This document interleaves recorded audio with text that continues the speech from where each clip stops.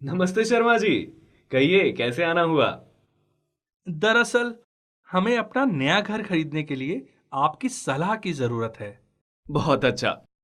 मैं आसान शब्दों में ऐसी महत्वपूर्ण चीजों के बारे में बताता हूं ताकि कोई भी डिसीजन लेने से पहले आप इनका ध्यान रख सकें। लोकेशन की पहचान दो चीजों से होती है, मेगा इंफ्रास्ट्रक्चर और यूटिलिटी डेवलपमेंट्स। मेगा इंफ्रास्ट्रक्चर उन बड़े बड़े निर्माणों को कहते हैं जिन्हें बनाने के लिए लंबी प्लानिंग और विशाल इन्वेस्टमेंट की आवश्यकता होती है, वो भी सरकार की ओर से। इसीलिए ये बहुत इंपॉर्टेंट होते हैं और इन्हें पूरी बसावट के बाद बनाना बहुत ही मुश्किल होता है। इसीलिए ध्यान रखें कि 1 किलोमीटर के अंदर इन सारी चीजों की व्यवस्था पहले से ही होनी चाहिए, जैसे कि मेजर ट्रंक रोड्स जैसे एक्सप्रेसवे, मेट्रो स्टेशन, आईएसबीटी, एक बड़ा पार्क जिसमें खेल कूद की जगह हो, इंस्टीट्यूशनल एरिया, ऑफिस एरिया। पर हमको इस विषय पर टेक्निकल जानकारी नहीं है, तो हम एक अच्छे डिजाइन और एक बेकार डिजाइन में अंतर कैसे कर पाएंगे? मान लीजिए कि हमारे पास एक हाउसिंग प्रोजेक्ट है जिसमें 5 टावर्स हैं। अब पहली चीज गौर करने लायक ये है कि ये पांचों टावर एक दूसरे से अलग और स्वतंत्र खड़े हों। देखिए, 1, 2, 3, 4 और 5। और ये भी ध्यान रखना कि हर दो टावर के बीच कम से कम 16 मीटर का गैप हो, जबकि दूसरे प्रोजेक्ट में पांचों टावर एक साथ जुड़कर खड़े हैं, 1, 2, 3, 4 और 5। अब फिर से पहले एग्जाम्पल को देखते हैं। इसमें सारे फ्लैट्स या तो तीन या चारों साइड से खुले हुए हैं, जबकि दूसरे केस में ज्यादातर फ्लैट्स एक ही तरफ से खुले हैं। लेकिन इसका क्या फायदा है? देखिए शर्मा जी, पहले लेआउट में क्रॉस वेंटिलेशन हर तरफ से पॉसिबल है। Side 1, side 2, side 3, side 4, cross 1 and cross 2। जबकि दूसरे लेआउट में क्रॉस वेंटिलेशन कॉर्नर फ्लैट्स में ही मुमकिन है और कहीं नहीं। पर अंकल, क्रॉस वेंटिलेशन इतना महत्वपूर्ण क्यों है? ये तुमने अच्छा सवाल पूछा। रिसर्च में पता चला है कि कई मामलों में घर के अंदर का वायु प्रदूषण बाहरी प्रदूषण से 30 से 40% ज्यादा होता है, और ये बहुत ही इकोनॉमिक व आसान तरीके से क्रॉस वेंटिलेशन द्वारा दूर किया जा सकता है। अगली ध्यान रखने की चीज एक्सपोजर टू लाइट है, डायरेक्ट हो या डिफ्यूज्ड। तीन साइड ओपन फ्लैट्स में हमेशा ज्यादा मात्रा में पाई जाएगी और निश्चित रूप से सनलाइट आपके लिए लाभकारी है। परंतु क्यों? क्योंकि बेटा, जितनी ज्यादा नेचुरल लाइट उतना कम बिजली का बिल। सर्दियों में आप धूप सेक सकते हैं, विटामिन डी की प्राप्ति, और घर भी गर्म रहेगा, वो भी बिना बिजली यानी कि हीटर के। नेचुरल लाइट आपकी आंखों के लिए भी बहुत लाभकारी है। सनलाइट बैक्टीरिया ही नहीं मारता, आपके घर को स्वस्थ भी रखता है।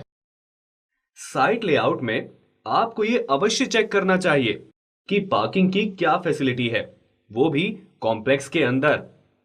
अक्सर ग्रुप हाउसिंग कॉम्प्लेक्सेस में देश भर में पार्किंग की समस्या बहुत अधिक पाई जाती है, और फ्लैट वालों को भी अक्सर कॉम्प्लेक्स के बाहर पार्किंग करनी पड़ती है। अगर मुमकिन हो तो वही प्रोजेक्ट चुनिएगा शर्मा जी, जिसमें हर फ्लैट पर दो पार्किंग हो या कम से कम 1.5 तो हो ही, वरना ऐसे प्रोजेक्ट पर दूसरी नजर डालना भी समय की बर्बादी है। और हाँ, इस बात का जरूर ध्यान रखें कि सैंक्शन पार्किंग लेआउट प्लान्स दिखाना एज पर अपार्टमेंट एक्ट 2010 बिल्डर की जिम्मेदारी है, और मांगना आपका हक, वो भी फ्लैट बुक करने से पहले। अगला महत्वपूर्ण कार्य हर भावी खरीदार का यह है कि अकेले ब्रोशर्स को देखकर घर ना खरीदें। देखिए शर्मा जी, कंपैरिजन विंडो में एक साइट के आर्टिस्टिक इंप्रेशंस दिखाए गए हैं, जिसमें हरियाली को बड़ा दिखाया गया है और बिल्डिंग साइज छोटा कर दिया गया है। इस कारण हमें ऐसा प्रतीत हो रहा है कि ये बहुत ही हरा भरा कॉम्प्लेक्स है, लेकिन ऐसा असल तौर पर नहीं होता। एज पर अपार्टमेंट एक्ट 2010 हर क्लाइंट को पूरा हक होता है आर्किटेक्ट द्वारा प्रमाणित actual site plan to scale की मांग करने का और वास्तविक ग्रीन एरिया का सही अनुपात देखने का। मैं एक बहुत ही महत्वपूर्ण बात बताना चाहता हूं, वो है टावर लेआउट। ये देखिए, जब आप किसी टावर की या किसी फ्लोर की एंट्रेंस लॉबी पर पहुंचते हैं तो आपको फ्लैट्स के सामने बहुत ही विशाल व खुली लॉबी का अनुभव होना चाहिए। इस लॉबी का इस्तेमाल सिर्फ वेटिंग चेयर्स लगाकर ही नहीं, अपितु कम्युनिटी वेटिंग स्पेस की तरह भी किया जा सकता है। और हां, number of lifts her floor पर पर्याप्त होनी चाहिए, क्योंकि अगर ऐसा नहीं हुआ तो हड़बड़ी के वक्त जैसे ऑफिस या स्कूल टाइम पर बहुत दिक्कत आ सकती है। मैं व्यक्तिगत रूप से यह रेकमेंड करता हूं कि आप इस चीज पर गौर दें कि अगर 50 या उससे ज्यादा फ्लैट्स हैं एक टावर में, तो उसमें कम से कम 3 लिफ्ट तो होनी ही चाहिए, जिनमें से एक सर्विस लिफ्ट हो, जिसमें आप ना सिर्फ फर्नीचर वगैरह ले जा सकें, पर इमरजेंसी केस में स्ट्रेचर भी आ जा सके। दूसरी मुख्य बात यह है कि लिफ्ट या सीढ़ियों से मुख्य प्रवेश द्वार तक लंबी लॉबी हमेशा अवॉइड करनी चाहिए, क्योंकि यह पतली व लंबी आइल्स बनती हैं जो फ्लैट्स या सीढ़ियों से मेन डोर की दूरी बढ़ा देती हैं, जो हमें आमतौर पर महसूस नहीं होता, पर असल में इमरजेंसी जैसे भूकंप, आग आदि के दौरान इनमें काफी असुविधा होती है। नए आदमी को भी फ्लैट ढूंढने में दिक्कत आती है। ना सिर्फ लॉबी साइज और नंबर ऑफ लिफ्ट इंपॉर्टेंट है, बल्कि डिजाइन में सारी एंट्री और एग्जिट गेट्स जैसे कि लिफ्ट्स, स्टेयरकेस और फ्लैट के एंट्री गेट्स एक दूसरे की लाइन ऑफ साइट में होने चाहिए, ताकि किसी भी गेस्ट को कोई दिक्कत या कंफ्यूजन ना हो, या इमरजेंसी के दौरान भी एग्जिट को ढूंढने में कोई परेशानी नहीं आनी चाहिए। अगर मेरी राय मानो तो मुझे तो टॉल और ग्रैंड दरवाजे बहुत अच्छे लगते हैं। वो बहुत ही रॉयल लगते हैं। और आप ये भी ध्यान से देखें कि लॉक्स बहुत ही बढ़िया क्वालिटी के होनी चाहिए। बेहतर होगा ब्रांडेड कंपनीज के हों, जैसे गोदरेज या दूसरी कंपनीज। अब भाभी जी, फ्लैट लेआउट पर आते हैं।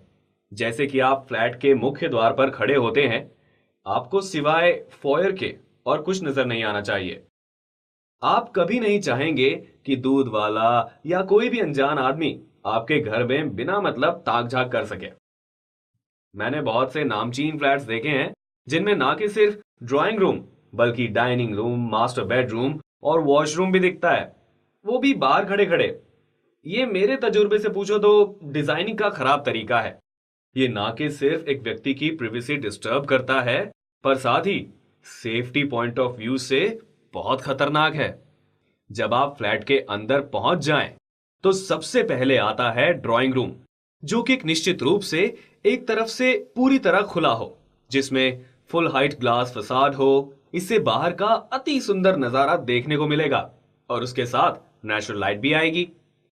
इसके अलावा विश्व के कई देशों की बेस्ट प्रैक्टिस गाइडलाइंस रेकमेंड करती हैं कि एक प्राइवेट आउटडोर स्पेस होना चाहिए, जो कि एक बड़ी बालकनी या टेरेस हो और लिविंग रूम से कनेक्टेड हो। और इस प्राइवेट आउटडोर स्पेस में इतनी जगह होनी चाहिए कि एक बड़े फ्लैट में 8 और छोटे फ्लैट में 4 लोगों के डिनर टेबल लगाने की जगह हो। साथ ही ऑपोजिट साइड्स में दूसरी खिड़की होनी चाहिए, जिससे क्रॉस वेंटिलेशन मुमकिन हो पाए। और इसके साथ शर्मा जी, एक और बात याद रखने लायक है, वो ये कि ड्राइंग रूम एक लाउड एरिया होता है, जहां आप टीवी देखते हैं, बात करते हैं, पार्टी होती है या हंसी मजाक दोस्तों के साथ बैठते हैं वगैरह। यह आवाजें आपके बेडरूम्स तक नहीं जानी चाहिए, कम से कम धीमी तो हो ही जानी चाहिए। अब आपके बेडरूम्स काम एरियाज कहलाए जाते हैं, जहां शांति और प्रिवेसी की आवश्यकता होती है। तो मैं एडवाइस करूंगा कि इन दोनों एरियाज के बीच एक अकूस्टिक आइसोलेशन कम से कम 2 दीवारों का तो हो ही, वरना साउंड ट्रेवल करेगी। मैंने ये चीज बहुत से जर्मन आर्किटेक्ट्स को लागू करते हुए देखा है। ड्राइंग रूम हमेशा यू शेप का प्रेफर किया जाता है, ताकि 2 लोग आमने सामने बैठकर बात कर सके और टीवी भी आरामदायक तरीके से देखा जा सके। टीवी ऐसे नहीं रखा होना चाहिए कि उसे तिरछा देखना पड़े। अब देखिए, डाइनिंग रूम किचन के बराबर में होना चाहिए, ताकि सर्विंग आसानी से हो। और ये एक वेल लिट एरिया होना चाहिए ताकि दिन के समय यहां आर्टिफिशियल लाइटिंग की सबसे कम आवश्यकता हो। इसके बगल में एक बैल्कनी होनी चाहिए और साथ ही क्रॉस वेंटिलेशन की सुविधा। एक और महत्वपूर्ण बात, डाइनिंग स्पेस ड्राइंग रूम से अलग होना चाहिए, क्योंकि कई बार कोई मेहमान आते हैं तो किसी के घर वाले को खाना छोड़कर अंदर ना जाना पड़े और उन दोनों रूम्स में बैठे लोग अपना अपना काम बिना एक दूसरे को डिस्टर्ब किए कर सकें। Kitchen is heart of the family, इसीलिए वह घर के भी बीचों बीच होना चाहिए, जहां से घर के सारे कमरे आसानी से दिखें और एक्सेसिबल हों। इससे आप किचन में काम करते वक्त पूरे घर पर नजर रख सकती हैं। इसके साथ हमेशा एक यूटिलिटी बैल्कनी होनी चाहिए, जहां कपड़े सुखाना, बर्तन धोना आदि काम किए जा सकें। ये चीजें बाहर से देखने में अच्छी नहीं लगती, इसलिए यह ऐसी जगह पर होनी चाहिए जो बाहर से दिखाई ना दे। Dad, I love my sleep. मुझे मेरे बेडरूम के बारे में जानना है। ये तो तुमने मेरी बात बहुत अच्छी पकड़ ली बेटिया। तो बेडरूम्स के बारे में बात करते हैं। ये बहुत जरूरी है कि अलमारी बेडरूम स्पेस के बाहर हो, ना कि अंदर। दरअसल वॉक इन वार्डरोब हो तो उससे बढ़िया तो कुछ नहीं, क्योंकि ना सिर्फ वो आपके बाथरूम के दरवाजे को छुपाता है, बल्कि वो कपड़े बदलने के लिए एक उपयोगी स्थान होता है और आपके कमरे की सुंदरता को भी बढ़ाता है। और साथ ही एक तरफ कम से कम 8 फीट हाई ग्लास डोर हो, अच्छे व्यू और नेचुरल लाइटिंग के लिए। फिर तो ये बहुत बढ़िया लगेगा। अगर ऐसा हो फिर तो बहुत ही बढ़िया। और दूसरी खिड़की को मत भूलना, जिससे क्रॉस वेंटिलेशन हो सके। इसके साथ अगर लॉफ्ट मिल जाए स्टोरेज के लिए तो फिर क्या बात है। सारे कमरों में लगी हुई एक बड़ी बैल्कनी हो, जिसमें दो लोग शाम की चाय का आनंद ले सके। अगर ऐसा हो जाए फिर तो सोने पे सुहागा। एक और बात, बेड लगाने का प्रोविजन दरवाजे के सामने नहीं होना चाहिए। और बाथरूम? हाँ बेटा, बाथरूम्स में आजकल दीवार में टंगी हुई सीट्स कंसील सिस्टम्स वाली बहुत ही पॉपुलर हैं। इससे बाथरूम की सफाई करना बहुत आसान हो जाता है। जबकि floor mounted seats expose systems वाली अक्सर गंदी हो जाती हैं। उनकी सफाई अपने आप में एक अभियान है। तभी मैं रेकमेंड करता हूं कि दीवार में टंगी हुई सीट्स और कंसील्ड सिस्टम्स का ही इस्तेमाल किया जाए। हाँ, और साथ ही मैं रेकमेंड करूंगा कि बाथरूम में टाइल्स फुल हाइट ही होनी चाहिए, ना कि 7 फीट तक। ये सिर्फ सुंदर ही नहीं लगती, बल्कि सीपेज को भी रोकती हैं। एक बात और ध्यान रखिएगा शर्मा जी, कि फ्लोर टाइल्स जिनके कारण हर साल हजारों लोगों को चोट लगती है, उस चोट से बचने के लिए बाथरूम में true anti skid floor tiles, जिन पर सोपी वाटर डालने के बावजूद कोएफिशिएंट ऑफ फ्रिक्शन ज्यादा नहीं घटता, वही लगनी चाहिए।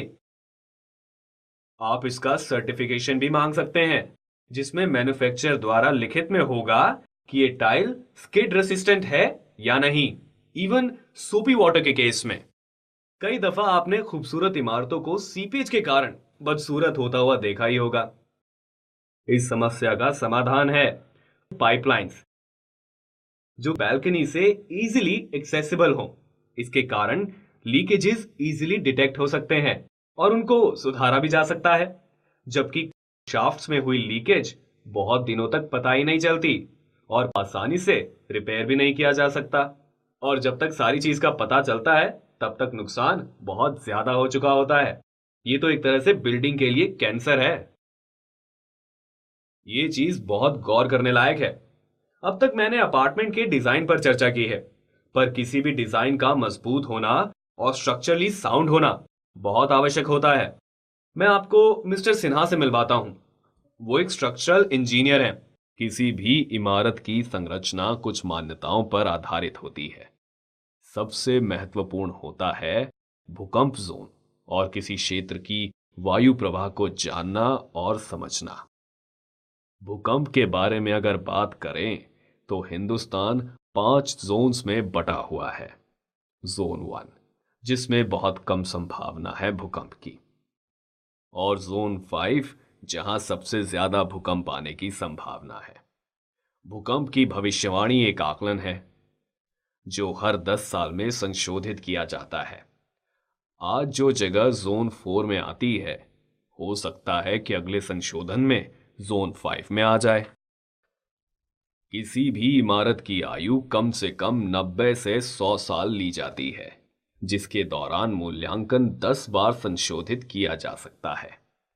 ऐसा कोई व्यवहारिक तरीका नहीं है जिससे एक नीचे जोन के लिए बनाई गई इमारत में बाद में ऐसी चीजें लगाई जा सकें जिससे वो उच्च भूकंप जोन के अनुसार उचित हो जाए। इसी कारण मैं सिफारिश करूंगा कि वर्तमान जोन से कम एक जोन ऊपर डिजाइन की गई इमारत को अपनी पहली पसंद बनाएं।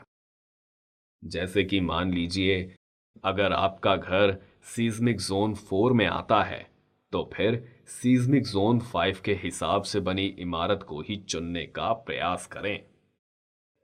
शियर वॉल्स नॉर्मल कॉलम्स से बहुत ज्यादा सेफ व मजबूत होती हैं, और इसी कारण हमें मल्टी स्टोरीड बिल्डिंग्स में ज्यादा से ज्यादा शियर वॉल्स जो दोनों डायरेक्शंस में हों, उन पर ही विश्वास करना चाहिए।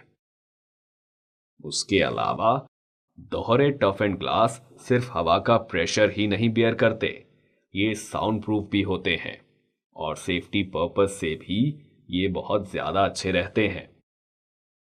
हाई परफॉर्मेंस कंक्रीट ही इस्तेमाल होना चाहिए, जिसमें good quality PCE based hyper plasticisers और फ्लाई ऐश हो, ताकि कंक्रीट की आयु लंबी हो और साथ ही वो पानी के लिए अभेद्य बन जाए। अगर कंक्रीट पानी से अभेद्य होगा तो वह सीपेजेस रोकेगा और साथ ही स्टील रेनफोर्समेंट का कोरोजन भी। कोर्स एग्रीगेट्स जो होते हैं वो मजबूत और गोलाकार होने चाहिए, ना कि चपटी और लंबी चिप्स जैसे। सैंड जो कंक्रीट के लिए इस्तेमाल की जाती है वो कोर्स रिवर सैंड होनी चाहिए, जिसमें सिल्ट की मात्रा बहुत ही कम हो, ताकि हमारा कंक्रीट मजबूत और लॉन्ग लास्टिंग बने। साथ ही गुड क्वालिटी टीएमटी स्टील हमेशा उत्तम माना जाता है, वो भी अगर प्राइमरी मैन्युफैक्चरर्स जैसे कि टाटा, सेल, जेएसडब्ल्यू आदि से लिया गया हो तो। फॉर्म वर्क जो कंस्ट्रक्शन में इस्तेमाल होता है वो बहुत हाई क्वालिटी का होना चाहिए। सबसे बढ़िया फॉर्म वर्क होता है factory fabricated aluminium alloy form works, जो आसानी से साइट पर ही असेंबल और डिसमेंटल हो जाते हैं, और इसके विपरीत है प्लाई और स्टील फॉर्म वर्क। ये सटीक नाप के नहीं बन पाते और उनमें मार्जिन ऑफ एरर भी बहुत अधिक होता है। एल्यूमिनियम का हल्का वजन उसको हैंडल करना बहुत आसान बना देता है। ऊपर से उसके non porous nature of metal moisture को परफेक्टली सील कर देता है और तराई को कायम रखता है। इनसे हमको एक और फायदा होता है, इसके द्वारा हम कॉलम्स और छत की ढलाई एक ही बारी में कर सकते हैं और इससे एक फ्लोर पर जोड़ों की संख्या काफी कम हो जाती है। इस नई तकनीक की वजह से हर चौथे दिन एक नया फ्लोर डालना मुमकिन हो पाया है, जबकि पुराने तरीके में 21 दिन लग जाते हैं। फास्ट कंस्ट्रक्शन होने के कारण डिलीवरी ऑफ फ्लैट्स टाइम पर होती है, जो आजकल एक बड़ा मुद्दा है। सुनिए शर्मा जी, अपार्टमेंट खरीदना एक दीर्घकालिक निवेश है और इसीलिए हमें कुछ खास चीजों पर भी ध्यान देना चाहिए, जो बेशक आज थोड़े महंगे हों, लेकिन भविष्य में लंबे समय तक खर्च में कटौती करेंगे। एक ग्रीन बिल्डिंग वो है जिसमें निर्माण के दौरान पर्यावरण की शुद्धता का काफी ख्याल रखना पड़ता है। निर्माण संपूर्ण होने के बाद लोगों के रहते हुए लंबे समय तक एनर्जी कंजम्पशन कम होता है, वेस्ट जनरेशन कम होता है, मैक्सिमम रिसाइकलिंग ऑफ वेस्ट होता है, उपलब्ध रिसोर्सेज का अधिकतम उपयोग होता है। यह एक फिलॉसफी है जो एक इमारत का पूरा जीवन चक्र प्रभावित करती है, डिजाइन से शुरू होकर इमारत की संपूर्ण आयु तक।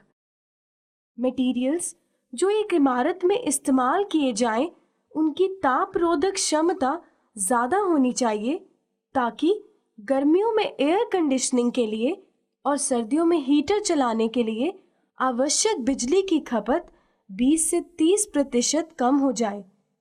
इससे इलेक्ट्रिसिटी बिल्स भी काफ़ी हद तक कम हो जाते हैं। मैं एक उदाहरण देती हूँ। अब कुछ स्पेशल यूपीवीसी डोर्स ही ले लीजिए। इनमें लगने वाले शीशे डुअल ग्लास यूनिट यानी DGU होने चाहिए, जिसमें टफन ग्लास की 2 परतें होंगी और उनके बीच में हवा भरी होगी। बाहर वाला कांच स्पेशली कोटेड लो ई ग्लास होना चाहिए जो लाइट को अंदर आने देता है और ज़्यादातर गर्मी को बाहर ही रिफ्लेक्ट कर देता है। खिड़की दरवाजे जो इन मटेरियल से बनते हैं वो बहुत ही बढ़िया इंसुलेटर्स होते हैं और साथ में इनमें बिजली बिल्स को 20 से 30% कम करने की क्षमता भी होती है।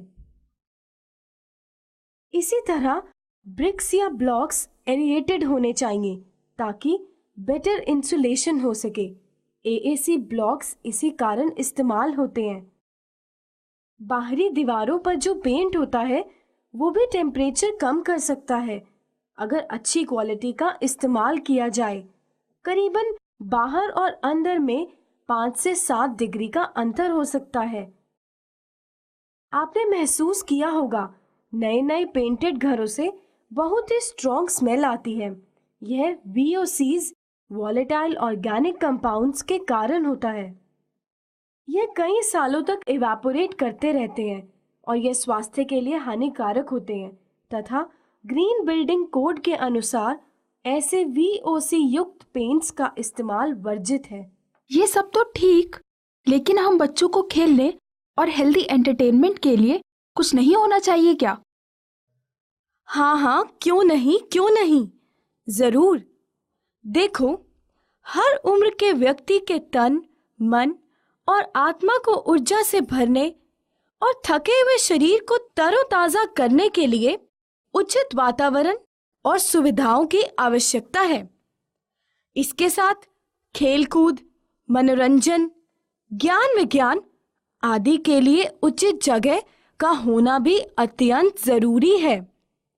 बच्चों के लिए झूले, जंगल जिम और अन्य राइड, म्यूजिक, डांस, कला, फोटोग्राफी क्लब, एस्ट्रोनॉमी क्लब, विज्ञान क्लब और बड़ों के लिए खुली हवा में सैर करने के लिए वॉकिंग ट्रेल या योग ध्यान करने की जगह के साथ साथ swimming pool, gym, artificial mist और आर्टिफिशियल बीच, चिड़ियों और अन्य जीवों को दाना डालने या खिलाने की जगह, aquarium, mushroom garden, Japanese garden, खुले में बारबेक्यू, पुस्तकालय आदि किसी भी अच्छे प्रोजेक्ट की पहचान हो सकती है। अगर यह व्यवस्थाएं जमीन से 30-35 मंजिल ऊपर हो, जहां मक्खी मच्छर, धूल गुबार और वायु प्रदूषण ना हो, तो सोने पे सुहागा। इसके साथ ही बड़े बच्चों के खेलने के लिए cricket, football, badminton, tennis, basketball, squash, skating rink, cycling track आदि का होना किसी भी जगह को रहने के लिए उपयुक्त और पूर्ण बना देता है। अब सभी इलेक्ट्रिकल फिटिंग्स RoHS कंप्लायंट होना चाहिए, जिससे हमें यह सुनिश्चित होता है कि उसको बनाने के दौरान और उसके बनने के बाद किसी भी तरह का प्रदूषण नहीं हुआ। उसके ऊपर सभी electrical appliances 5 star energy rated होने चाहिए और इमारत इसी प्रकार डिजाइन होनी चाहिए ताकि नेचुरल लाइट्स का उपयोग ज्यादा हो और आर्टिफिशियल लाइट्स का उपयोग कम से कम हो। भाभी जी, ज्यादा से ज्यादा बारिश का पानी बचाना और उसका उपयोग करना चाहिए। ये बहुत जरूरी है। कॉम्प्लेक्स से निकलने वाले सारे सीवेज को ट्रीट करके दोबारा इस्तेमाल करना भी बहुत जरूरी है। ट्रीटेड जल का फिर से इस्तेमाल फ्लशिंग और गार्डनिंग में किया जा सकता है। इसको करने के लिए हमें डुअल प्लम्बिंग करनी पड़ती है, पर इस तरीके से हम कम से कम 40 से 50% पानी बचा लेते हैं। सारे प्लम्बिंग फिक्सचर्स ग्रीन बिल्डिंग में इस तरह से बनाए जाते हैं ताकि पानी का इस्तेमाल कम हो। जैसे कि अक्सर एक टॉयलेट फ्लश में 9 लीटर पानी लगता है, पर नई टेक्नोलॉजी से बने उपकरणों के द्वारा यही काम 4 लीटर पानी में ही हो जाता है। इसी तरह लो फ्लो फिक्सचर्स का भी इस्तेमाल बाथरूम में किया जा रहा है। हर एक फिक्सचर का फ्लो रेट डिफाइंड है। यह बहुत सारी टेक्निकल डिटेल हो गई। हमें ज्यादा समझ नहीं आ रहा। तो मैं आपके लिए आसान कर देती हूँ। यह जानने के लिए कि यह सब चीजें आपकी इमारत में है या नहीं, आपको बस उस बिल्डिंग का सर्टिफिकेट देखना है और इमारत कम से कम प्लैटिनम रेटेड IGBC होनी चाहिए या फिर 5 स्टार रेटेड गृह। इसके अलावा ज्यादातर ग्रीन बिल्डिंग्स में BMS यानी बिल्डिंग मैनेजमेंट सिस्टम भी होता है, जिससे सारी कॉमन एनर्जी कंज्यूमिंग अप्लायंसेस जैसे पंप्स, स्ट्रीट लाइट्स, HVAC आदि मैनेज किए जाते हैं इस इंटेलिजेंट ऑटोमेटिक कंट्रोलिंग सिस्टम के प्रयोग से। इंटीरियर्स हर व्यक्ति के पसंद और हिसाब से अलग होता है, पर हाँ, कुछ चीजें तो हमेशा ध्यान रखनी चाहिए, जैसे कि आजकल लोग बड़ी साइज की विट्रिफाइड टाइल्स पसंद करते हैं। ज्यादातर 800 बाय 800 या 1200 बाय 1200 की ही मैं सलाह देती हूँ, क्योंकि इनमें कम जॉइंट्स होते हैं और बड़ी टाइल हमेशा अपार्टमेंट को एक सुंदर लुक देती है। अगर वुडन फ्लोरिंग का आप सोच रहे हैं तो वो AC4 ग्रेड ही होना चाहिए। कुछ अच्छे विदेशी मैन्युफैक्चरर्स वुडन फ्लोरिंग की 20 से 25 साल की गारंटी देते हैं, और मेरी मानिए तो 20 साल से कम वाली तो बिल्कुल मत सोचिएगा। अच्छी क्वालिटी फ्लोरिंग के साथ अच्छी quality CP fitting, sanitary wares और इलेक्ट्रिकल स्विचेस भी बहुत आवश्यक हैं। यह भी 10 साल की गारंटी के साथ आते हैं और इसलिए रिकमेंडेड हैं। यह बात तो आप दिमाग में जमा लीजिए। Guarantee is as good as the brands, और सिर्फ टॉप ब्रांड्स ही इस्तेमाल होने चाहिए। जब हम दरवाजों की बात करते हैं, यह विनियर्ड और पॉलिश्ड होने चाहिए। वो बहुत ही सुंदर और उम्दा दिखते हैं। नमस्ते मिसेस खुराना, कैसी हैं आप? नमस्ते मिस्टर कुमार, आप कैसे हैं? आप क्या थोड़ा हमें लैंडस्केप के विषय में कुछ जानकारी दे सकते हैं अभी? जरूर। देखिए मिसेस खुराना, लैंडस्केपिंग इस तरीके की जानी चाहिए कि जितना हमने हमारे नेचुरल ग्रीन कवर को नष्ट किया है कंस्ट्रक्शन के दौरान, हम कम से कम उतना तो वापस दे पाएं, चाहे सॉफ्ट लैंडस्केपिंग के द्वारा या कोई और तरह। कई देशों में यह मैंडेटरी भी है। हम अलग अलग तरीके के हर्ब्स, प्लांट्स और ग्रासेस ज्यादा से ज्यादा अवेलेबल एरिया में लगा सकते हैं। स्विमिंग पूल हो सके तो ऑल वेदर और कवर्ड स्विमिंग पूल होना चाहिए। कई builders children's playing area, aquarium आदि भी लैंडस्केपिंग में यूज करते हैं। जितनी वैरायटी उतना उम्दा। और आखिरी में सिक्योरिटी, CCTV कैमरा और इंटरकॉम्स होने तो बहुत ही आवश्यक हैं, और फिर भी उनके अलावा रेगुलर मैनुअल सिक्योरिटी भी होनी चाहिए। आप सभी का तहे दिल से धन्यवाद। आपने सही मायने में हमारी बहुत मदद कर दी, पर अभी भी डर लगता है कहीं गलती ना कर दें। चलिए शर्मा जी, आपकी इस मुश्किल को भी आसान कर देता हूं। आप किसी भी शांति निकेतन ग्रुप के बनाए प्रोजेक्ट में इन्वेस्ट करें। उनमें ये सब खूबियां हैं और आपको चिंता करने की भी कोई जरूरत नहीं। आपको किसी भी तरह से धोखे में नहीं रखा जाएगा।